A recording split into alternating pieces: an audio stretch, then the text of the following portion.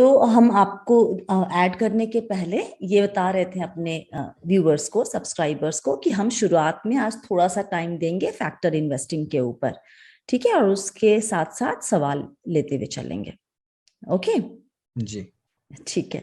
तो सबसे पहले ये बता दीजिए कि ये होता क्या है। जितना मैंने पढ़ा तो मुझे समझ में आया कि ये एक हाइब्रिड काइंड ऑफ चीज है, लेकिन वो इक्विटी और डेट का हाइब्रिड नहीं है, ये एक्टिव और पैसिव का हाइब्रिड है। बिल्कुल। ओके, आगे आपकी बारी। एग्जैक्टली ऐसा ही कुछ है स्वाति। हम्म तो आई थिंक सबसे पहले जब म्यूचुअल फंड की शुरुआत हुई तो एक्टिव फंड से शुरुआत हुई, जहां पर एक फंड मैनेजर की काबिलियत पे पूरा भरोसा किया जाता था कि वो हम्म आपको अच्छे रिटर्न बना के देंगे। पर हम्म जब धीरे धीरे ये देखा गया globally, not just in India में, कि काफी जगह फंड मैनेजर्स बहुत जब ज्यादा बढ़ जाते हैं, फंड जब बहुत बड़े हो जाते हैं तो बहुत अच्छा प्रदर्शन नहीं दे पाते रेगुलरली, कंसिस्टेंट बेसिस पे, वो कीवर्ड है। हम्म तो एक्टिव फंड्स का की शुरुआत हुई 1975 में। हम्म उसके बाद धीरे धीरे ये देखा गया, अब लोग, ऐसा होता है कि काफी बार कुछ कुछ लोग ऐसे होते हैं, कुछ क्रिटिक ऐसे होते हैं जिन्हें जवाबों में सवाल ढूंढने की आदत होती है। तो ऐसा ही कुछ यहाँ पर भी हुआ। तो जब आपको एक्टिव का जवाब मिल गया कि पैसिव है, तो उसमें फिर लोगों ने सवाल उठाया कि भाई ये पैसिव तो ठीक है, पर ये जो पैसिव फंड्स होते हैं ये सिर्फ एक ही ढर्रे पे चलते रहते हैं, ये हम्म सिर्फ आपका मार्केट कैप को तवज्जो दे रहे हैं। आप किस तरह से इंडेक्स बनाते हैं? इंडेक्स मार्केट कैप के बेसिस पे बनता है ग्लोबली, उसमें कुछ और हम्म छोटे मोटे फैक्टर्स होते हैं, बट आपने निफ्टी की 50 कंपनीज मतलब टॉप 50 बाय मार्केट कैप, कुछ छोटे मोटे फैक्टर्स इधर उधर और जोड़ लीजिए, करेक्ट। राइट? तो उसमें और तो कुछ ध्यान दिया ही नहीं जा रहा है। तो आप हम्म एज इट इज उस पूरे बास्केट को उठा रहे हैं, तो उसमें क्या सही है क्या गलत है आपने कुछ देखा नहीं, कुछ सोचा नहीं, कुछ समझा नहीं, बस आंख बंद करके आपने इंडेक्स को ले लिया। तो ये सही तरीका नहीं है। हम्म तो जब इस तरह के सवाल उठने लगे तो लोगों ने इसके अंदर में फॉर्मूला लगाने शुरू कर दिए, इसके अंदर में मैथ्स बिठानी शुरू कर दी। हम्म मैथ्स कैसे बिठाई? कि अच्छा, तो ये अगर एक इंडेक्स है, इस इंडेक्स में लो वोलेटिलिटी वाले कौन से लोग हैं, राइट? अगर इंडेक्स में 50 स्टॉक है, 100 स्टॉक है, 500 स्टॉक है, जैसा भी इंडेक्स हो, उसके हम्म अंदर लो वोलेटिलिटी वाले कैसा है।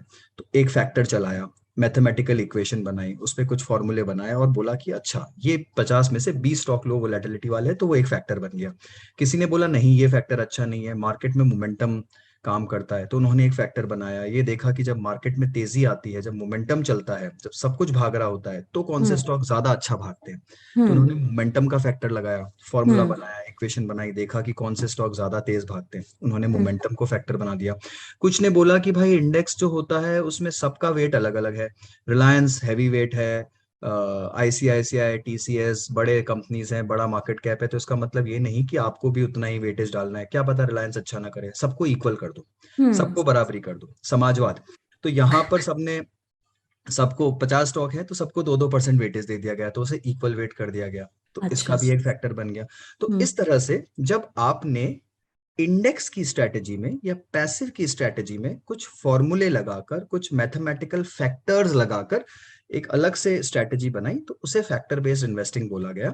ये एक्टिव तो बिल्कुल भी नहीं है, हम्म पैसिव से थोड़ा सा ऊपर आ जाता है कि पैसिव में फंड मैनेजर बिल्कुल इन्वॉल्व नहीं होता, इसमें भी फंड मैनेजर इन्वॉल्व नहीं, बट इसमें फॉर्मूला इन्वॉल्व है। तो उस हम्म फॉर्मूले के आधार पर पैसिव में से कुछ निकाल कर, कुछ हटाकर, एक छोटे यूनिवर्स को फैक्टर बनाकर चलाया जा रहा है। तो इसे फिर लोगों ने और अच्छा बताने के लिए इसे स्मार्ट बोलना शुरू कर दिया, और इसे स्मार्ट बीटा स्ट्रेटेजी बोला जाता है। तो अच्छा। आम भाषा में इसे बोला जाएगा कि स्मार्ट बीटा स्ट्रेटेजी या स्मार्ट बीटा फंड्स कौन से हैं।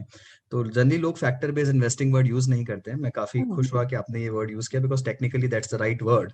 ओके। बट अगर आप कहीं पर भी कोई कार्यक्रम सुनेंगे कुछ भी, तो जनरली जो डिस्कशन हो रहा होता है वो होता है स्मार्ट हम्म बीटा फंड्स ओके।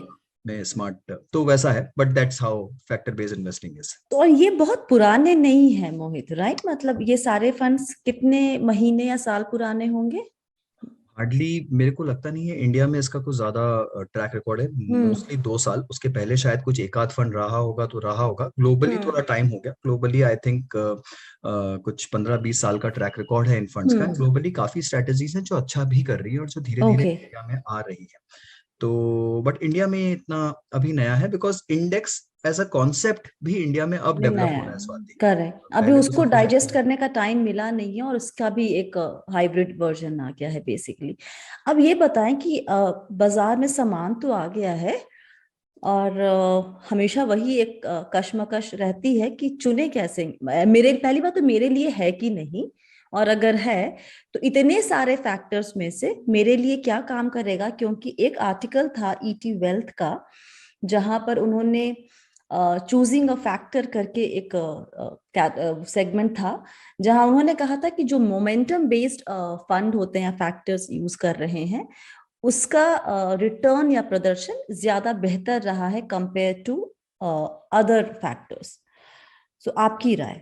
3-4 सवाल मैंने क्लब कर दिए, आई एम सॉरी, एक एक करके लीजिएगा। नहीं, ब्रॉडली सबका आंसर एक जैसा ही है स्वाति। आई थिंक हम्म। देखिए, ये तो आपको पता है कि आई am a very big proponent of index funds, तो इंडेक्स, इंडेक्स राइट। फंड्स तो होना ही चाहिए। अब हम्म। पैसिव को आपको थोड़ा सा स्मार्ट अगर बनाना है तो ये गलत तरीका नहीं है। नहीं, honestly okay. I think smart beta या फिर जो factor based investing, it's a very big thing in world, but globally hmm. इसका यूसेज जो है वो हम्म। बहुत ज्यादा एडवांस्ड एल्गो वाले इंस्टीट्यूशंस, एल्गोरिथमिक ट्रेडिंग वाले इंस्टीट्यूशंस या फिर बहुत हम्म। बड़े हेज फंड्स करते हैं। और हम्म। वो काफी सक्सेसफुल रहे हैं इसके अंदर में, because because they do a very fast in and out and they have those advanced formulas and advanced ways of computing momentum in the right sense और हम्म। computing value in the right sense, right? आप बोल रहे हैं कि आप momentum को trade करना चाहते हैं निफ्टी के अंदर में, निफ्टी 50 स्टॉक्स में सबसे अच्छे मोमेंटम वाले, बट वो मोमेंटम कंप्यूट करने का आपका फॉर्मूला,